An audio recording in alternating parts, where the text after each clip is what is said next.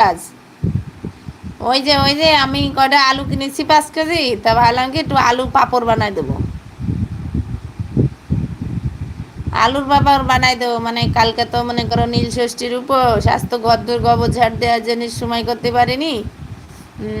তো ভাবলাম কালকে যদি গাছতলায় যাওয়ার আগে সকাল করে কড়া আলুর পাঁপড়, আলু যদি নষ্ট হয়ে যায় এই জন্য, মানে আমি ছুলে দিতাম, তুমি শুধু পিস পিস করে দিতে, কারণ এইভাবে কাটতে গেলে অনেক সময় হাত কেটে যায়, তো হাত কেটে গেলে, যদি হাত কেটে যায় তাহলে আমার উপোসটা হবে না। এই জন্য বলছিলাম আমি ছুলে দেবো, তুমি একটু পিস করে দেবা কয়েকটা আলু, তাহলে ভাত দিয়ে সেদ্ধ করে দিতাম।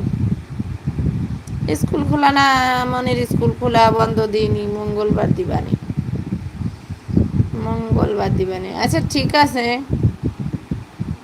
অসুবিধা নাই।